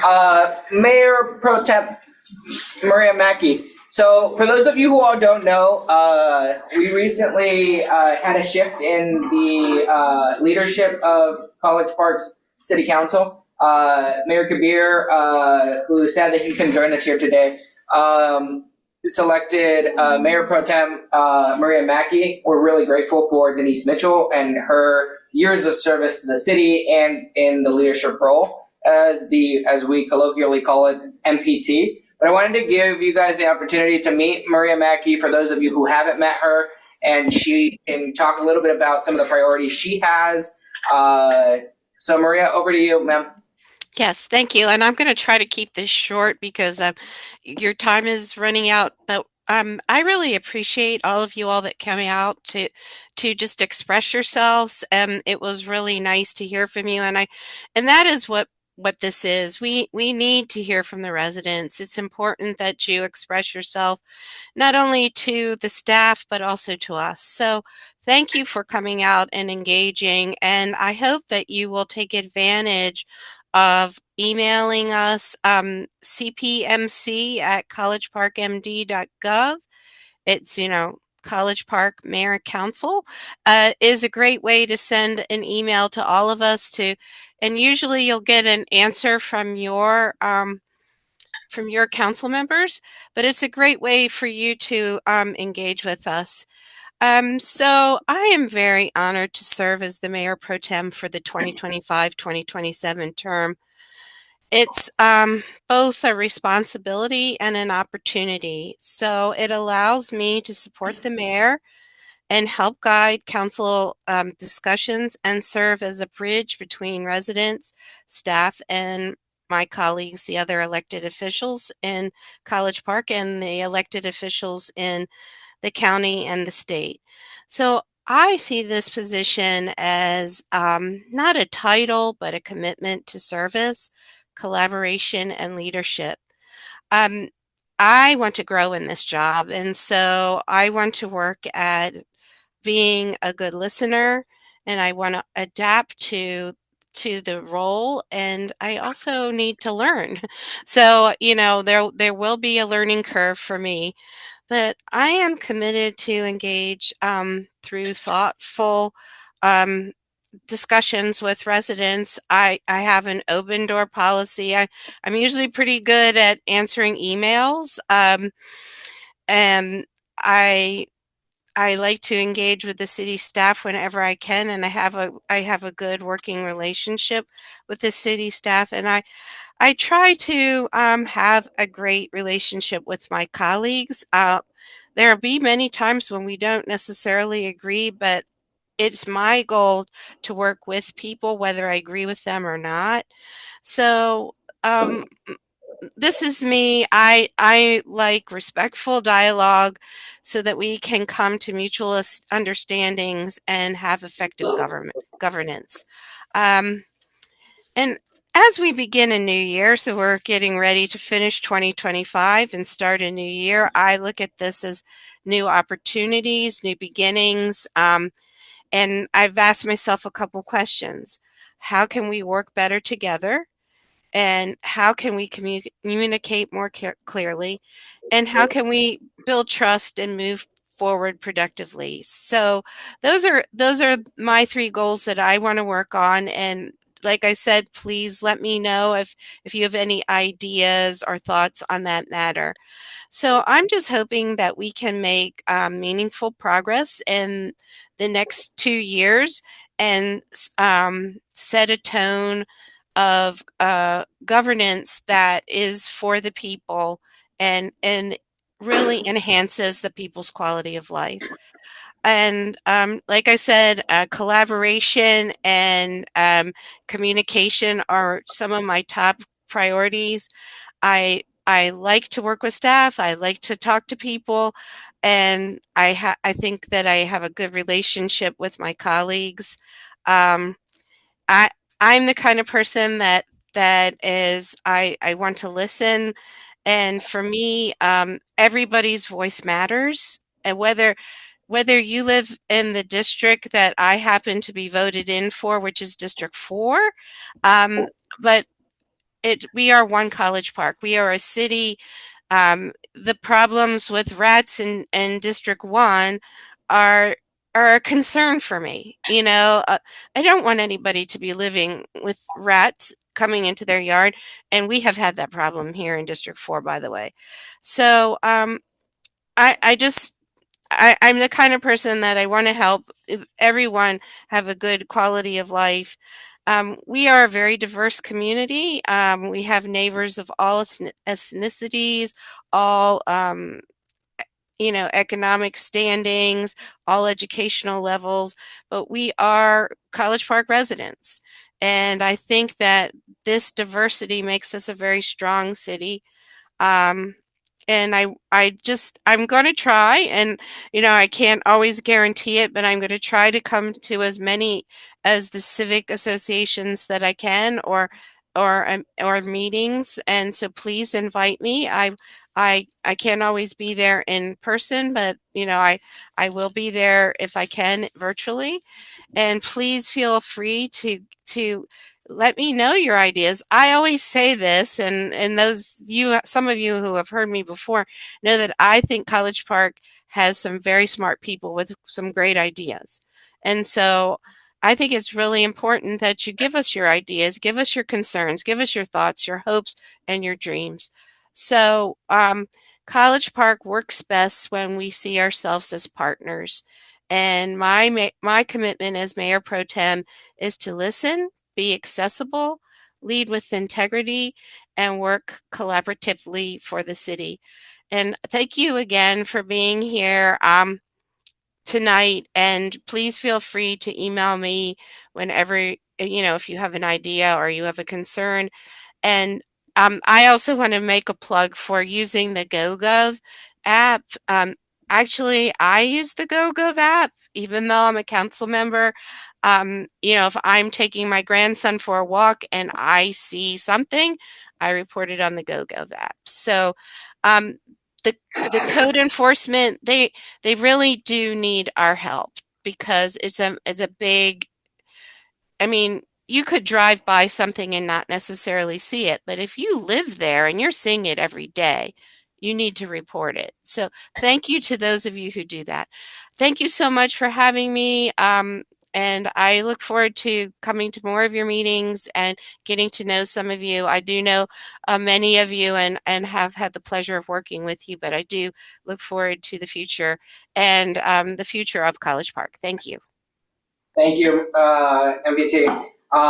Just kind of want to drive through so Alan and I, when we ran, this time around we ran unopposed, and we really didn't have an opportunity to tell you a little bit about what our plans were. There was no platform, even though some other districts did here and now. So it's just kidding. But I want to give Councilmember Hugh an opportunity to tell you a little bit about what he has planned. And so that we get the opportunity to just tell you a little bit about where we're at. Go ahead. Thank you. If you saw my flyer, it was mostly a list of what I've accomplished this past term. And one of my priorities, among my priorities, is public safety. And that shows my commitment to that by having taken the Citizens Police Academy for Prince George's County, for the Sheriff's Office, and I did the Fire Ops 101 and County Sheriff, University of Maryland Citizens Police Academy. I hope there will be another offering and an opening for me on the Park Police Citizens Police Academy coming up this spring. And the reason why I'm doing all these is because we don't have our own police department, and although these different agencies operate within our city. University of Maryland has a jurisdiction that they've opened up somewhat into our city. So I wanted to know what the limitations were of their jurisdiction and how they interact with calls that impact students living in our community. And the kind of programs they offer. The Sheriff's Office, they operate throughout the county. And again, they have their own resources. And I created a relationship with them that they admittedly, because they're based in Upper Marlboro, and there are a lot of issues that they have to deal with in the southern part of the county, they know that their attention is a little bit light on the north. So they have we have a relationship. I have a relationship with them now that if something comes up that falls in their jurisdiction, they will respond quickly. They know now, oh, hey, there's a point of contact here. They know who I am. So that's the reason why I'm doing this. And in that time, I found it was alerted to me by Mary Cook, who's works with the County District 1's Councilmember Tom Denoga's office that Prince George's County is starting up their real-time crime center. So I took the time to go there and find out more about it.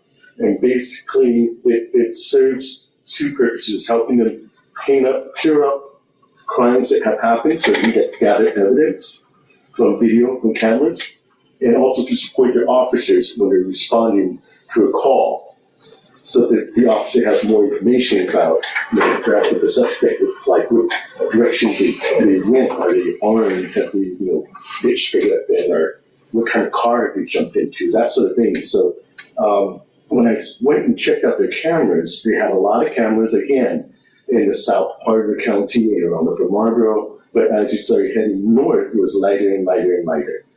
And they only have this is a new program. They only started about a year ago.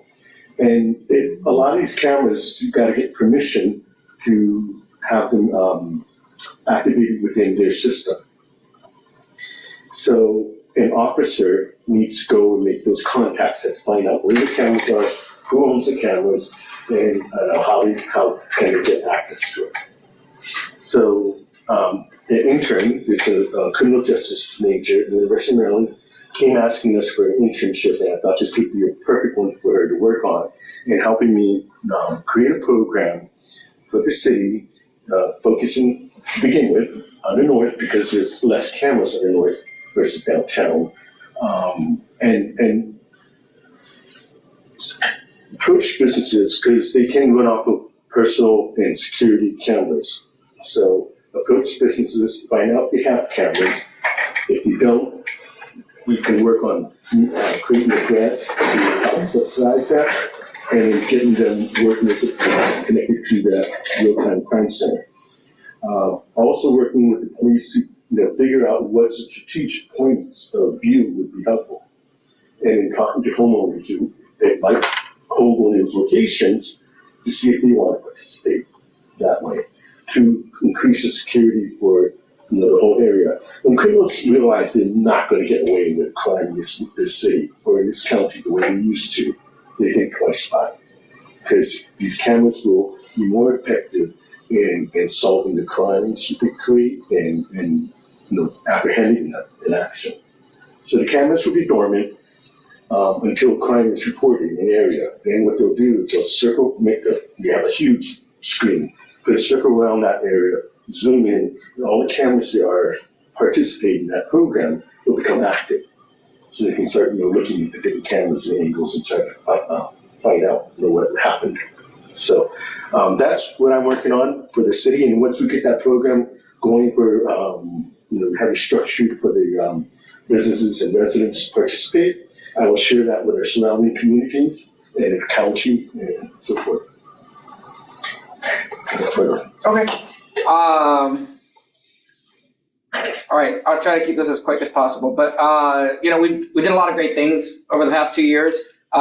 We increased city communications and community representation. Everything from the Hollywood Farmers Market. I mean, just adding signs out to the street helped bring in new and just outside of the area business to the local vendors. We also had the opportunity to make sure that we gave our committees a platform to speak about the various good work that they do. Everything from, I think, Tree and Landscaping Board, B City, is giving out free plants, the walkability, the child care task force. We made sure that we were publicizing as best as we could the great work that residents were doing every opportunity we had. We passed some extraordinarily pieces of programs that were stalled for a long time, one of them being Duval Field and getting started. I'll give you guys a quick update here in a moment, but we also did the enhancement of educational, environmental, and economic opportunities and help build some safer streets and public safety. I appreciate those people who attended some of the more energized meetings about some of the sidewalks, to include the Hollywood sidewalk and the 52nd Avenue sidewalk. Those were always exciting, but I'm glad that we got those moving. I think for the future, one of the things, or there's a number of different things I want to make sure that we concentrate on. I'm eager to work with my colleagues to do to keep the communication as enhanced as possible. I think there's a lot of great programs in the city of College Park that we just don't talk about. I think Ms. Magnus's idea of doing a checklist of hey, here are the rules. Now know the rules. We have the resident guide that goes out now twice a year, right? This time now we've approved it to be in Spanish as well, which also requires a lot of work because, a lot of folks who are moving to the city, you want them to be good neighbors, you got to let them know what the rules are. But in addition to, I think that there are some things that we want to do with language accessibility and just providing just an opportunity to bridge the gap. It is not my goal to make sure that there's two separate college parks, but one unified college park that allows folks to be able to communicate with one another. So looking to try to do some more programming there, but also just some more social events. The goal will be to program Edgewood and Rhode Island, since we spent $1.5 million there. So on that streetscape. So any and all ideas are welcome. From an economic development perspective, I do have one large creative idea. We're never going to get land use authority, or at least we haven't been successful as of yet. Just to preview the idea, at least publicly here, I'm interested in creating a program that would allow us to make large property acquisitions across the city in the commercial space, conservational space, so like across the city, right? So like places that we want to protect, in order to continue to design the city how we want it to look. I'm afraid of what's going to happen with Route 1 in District 1, right? So north of Maryland 193, and also the Hollywood, like the Edgewood and Rhode Island space, because the city doesn't have the opportunity to reject buildings and developments. We really don't have much of a say. So I'm working with the legal team. I'm going to work with my colleagues to make sure that we have a deliberative discussion. But the idea would be to create a fund to purchase some of this land and then attract what it is that we want. That's going to require a large conversation with residents. It's going to require a large conversation across council. But I'm just previewing that. From a strategic partnership perspective, I'm hoping to build out like some contacts across the county, across the state. I don't know if you all know, but I mean, barring any surprises tonight, one of our delegates, Jocelyn Pena-Melnick, is set to be the Speaker of the House for the state of Maryland, right? So, I mean, I'm super excited for that. She's a neighbor. She lives in College Park Woods, right? I mean, that's going to be a tremendous leadership opportunity and hopefully benefit everyone across College Park. And this is just a soft part of mine, the public schools. Like, I know that the city really doesn't have a strong say in it, but boy, I'm trying.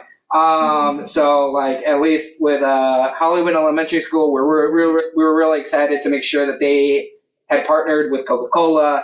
Todd has been like, an advocate and just trying to connect some outside groups. I know Nora and other members of the community have really just either, whether it's a clothing drive or a toy drive, I mean, it's our neighborhood school. I am working on Parkdale's parent-teacher organization. For those who have any idea what Parkdale is, that's an uphill battle. But I don't want to close it out without, so this is like the Coca-Cola event. So you see, basically for those who don't know, Coca-Cola bought shoes and socks for all 300 plus students at Hollywood. That was super exciting. Parkdale still doesn't have a PTO, but there's a meeting tomorrow. So I want to make sure to highlight it if you want to go to that. On Duval Field, let me make sure I get this update correct. Duval Field, currently the project team is installing hardscape features, including sidewalks and curbs. You'll see them, if you can see them outside, they're right here. And the concrete components of the band shell, which will be immediately next to, I want to say that's 50th place.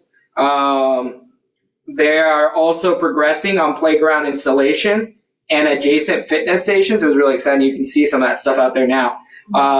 They're installing the electrical conduits throughout the entire site, and crews are continuing the soil import and export activities. The completion, as of right now, for anyone who doesn't understand, project management is very, very hard. But as of right now, they're targeting July 2026, right? So ideally, next summer, we'll all be able to have a good time out there. Excuse me, what are those two rectangles to the bottom left?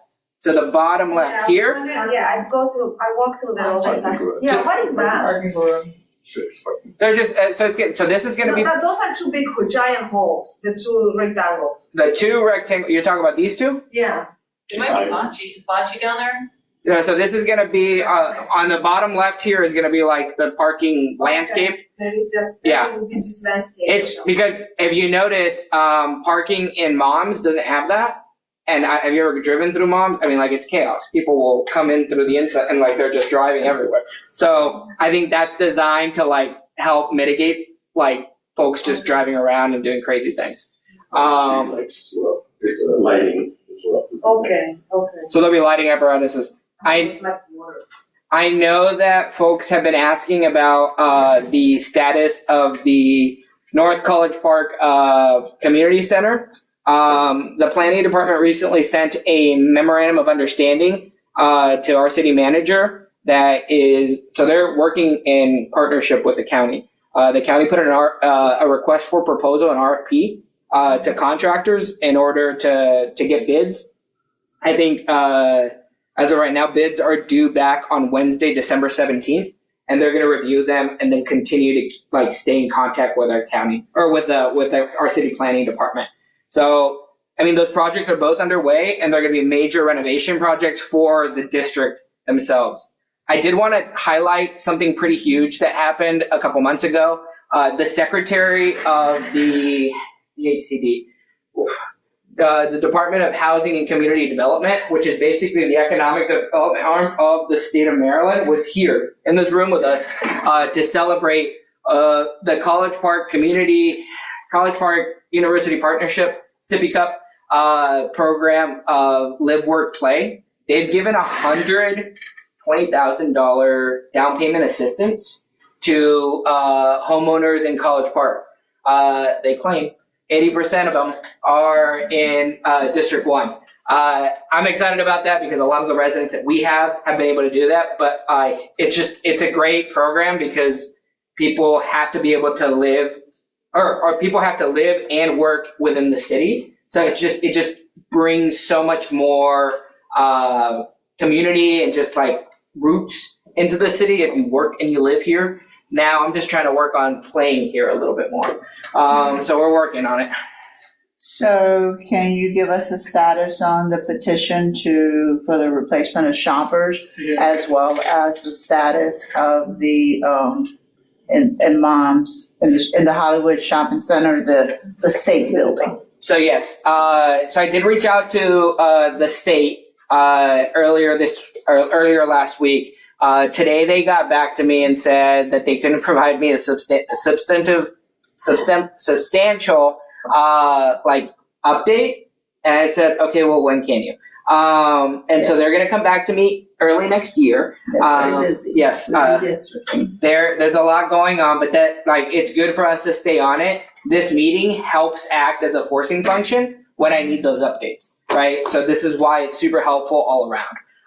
And then I don't know if you guys saw, but earlier, and maybe I can ask you guys to help me out because I need that pushed out as much as possible. I think last I checked was 250 signatures to try to demonstrate that we have a desire to continue shoppers, right? Have some sort of grocery store in our district that remains open north of 8 p.m. Right?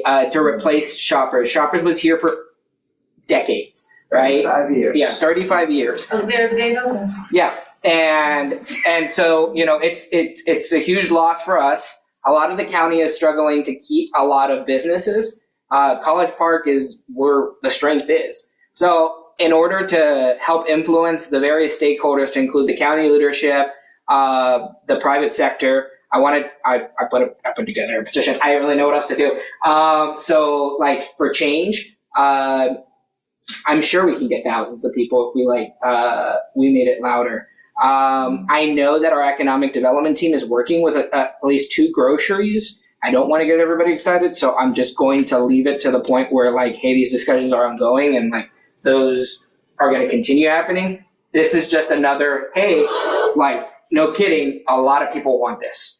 And it's going to require all of us to stay engaged and pushing us, the council members, holding us accountable. Hey, you guys got to do it. Don't worry about it. I know. Listen, I'm all right with it. That's what we signed up for. I'm curious the grocery stores now. Yeah. So I mean, it's a large number of them, but we obviously I don't want to get ahead of any active conversations.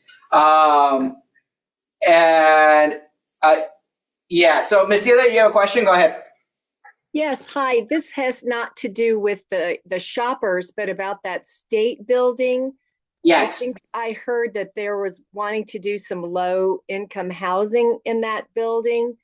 I was wondering, since we've been talking about businesses instead of housing, I'm not so sure I support that, but we wanted more interesting restaurants and little places that you could walk to that were attractive. So I thought maybe we could look into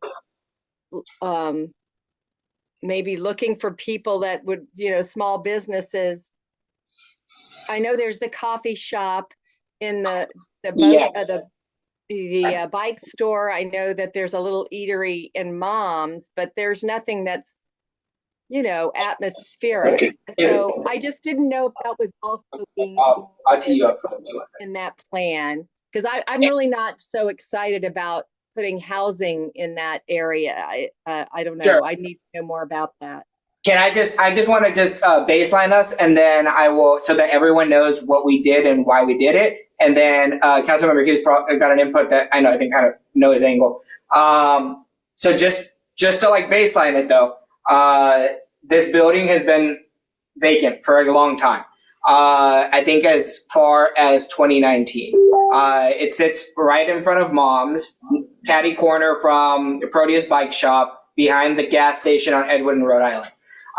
This property belongs not to the Social Security Department, not to, I don't know, there's been so many different rumors, but it belongs to the state of Maryland's Department of Licensing, Permitting, and I can't remember the other thing is, but when we asked about it, I think at the beginning of last term, basically each department and agency was pointing at each other saying, that's my building, like you can't touch it. Earlier this year, the governor put out an executive order asking all departments and agencies to audit their properties and say, what can we do with, that he wanted to address affordable housing. The goal here is one of three things. One, they accept it. We figure out some sort of accommodable affordable housing option. They decline it as an option two.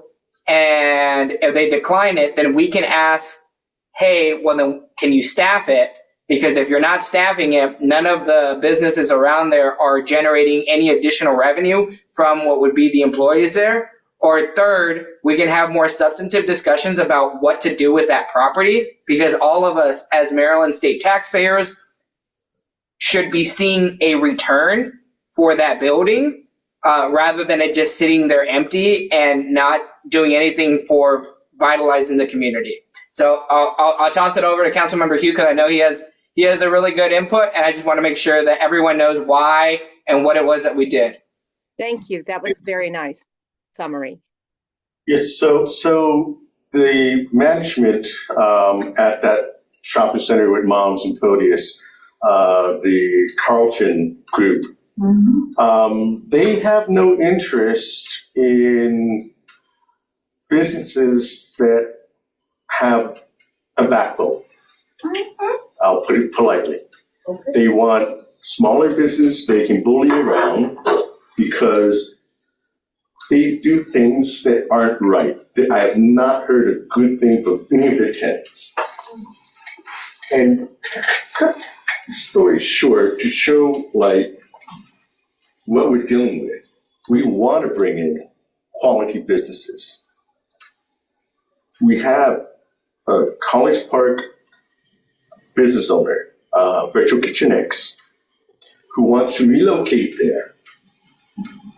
But the spaces do not have any accommodations for cooking, for like a restaurant. So you need to have like grease traps, ventilation, gas, all these sort of things. So that would fall typically on the landlord to invest in something like that. They refuse to do that. They refuse to repair any of the HVACs for when it has a problem, it falls on the tenant. They force the tenants to pay a fee for snow removal. We haven't had any national snow in years and never refunded them money. They charge them for maintaining the planters, putting plants and watering them. They don't do that. Only plants you see there are ones the businesses themselves have planted and watered. For a while, the Committee for a Better Environment was putting plants in there and maintaining it for them. They have to pay for security when there's no security there. And the security cameras, if they work, are really old and grainy, black and white stuff. They're useless. So that's the kind of practices they do. They turned down that business owner who was willing to finally decide to invest in putting that equipment in. And when it came down to the final talks, we went away from the talks, stepped back from the talks. So not like we haven't tried. I was wondering if I could get to Carol and then we can wrap it up just so people can get going. So there is a problem with that management there. As for the state building, when the city wanted to, or the rest of my colleagues wanted to propose affordable housing to address the shortage of housing in the country. I believe in smart development. They're not just putting it there to jump on the bandwagon just to address it. I put my foot down and voted against it because I wanted to see mixed use. They need to say at least mixed use. So we have some additional shops. And being on various committees for years, Committee for a Better Environment, BC, other committees, I've heard in civic association discussions where people want to see more resources for the residents, community space, things like a Fix-It Lab, a tool library, native seed catalog, pop-up business space, business incubating space, all those sort of things. It'd be wonderful to have as part of our community, would work really well there. And to just have it become just housing without supporting that shopping center, I think it's a missed opportunity. I think there's definitely a lot of different things that we could add there. Right now, the only vehicle that the governor has provided is affordable housing. From there, the conversation will have to include the residents, which we will then be able to provide hey, what can we add But there? that would never be a high rise, would it? It's a full discussion. It's a small space. It would be a very deliberative discussion that, right now, we just need to get their attention to know that there is a building that's empty here that we haven't done anything with. I just want to make sure Carol gets, Carol, I'm gonna turn it over to you. It's gonna be quick, and then I want to make sure that everyone gets an opportunity to go home because it's cold and I just want to make sure. So I'm gonna unmute you. Can you keep the question? Go ahead. Okay, I just want to state that the sooner you can get rid of the exterior, the barriers that cut down on the side, the bike lane situation at Duval Field, the better it will be, because I feel that it is a safety problem, especially if you have a emergency vehicle. I've had that situation where I turned onto Rhode Island Avenue from Greenbelt or 193, and all of a sudden I saw in my rear view mirror that there was a fire truck. I had no idea where to pull over. Yeah. I think when it comes to I'm just saying, the sooner that situation, I know you talked about July of next year, but if you could get that faster, the better it would be. I don't want to belabor it. My other comment is, I hope the city hasn't forgotten about what many people refer to as the park in the hole or Gateway Park, that something would be done over there, because we spent a lot of money setting up that, especially the pavilion or whatever you call it, and I see nothing happening over there. I don't want to belabor the point. All I wanted to point out that you're talking about the streetscape and spending a lot of money there. Well, Gateway Park was spent with a lot of money. Don't forget about it. Excellent point, Carol. Listen, everyone, thank you all so much for your time, your attention. I will announce it here, and I'll announce it I announced it in council. I'm going to take a little bit of a break. So I'm not going to be making any in-person appearances for at least a month and a half. Thank you right now, for your attendance and participation. It is super, super helpful. So if you need to reach us, please, we're always available by email or a phone call. But I hope you'll bear with me. I need to take a strategic knee because I'm a little tired.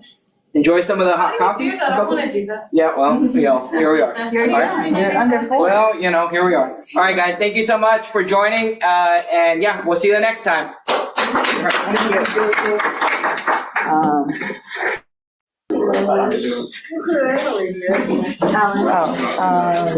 That turned off. Jacob, yes.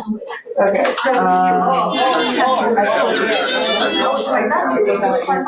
So you saw the email from neighbors. So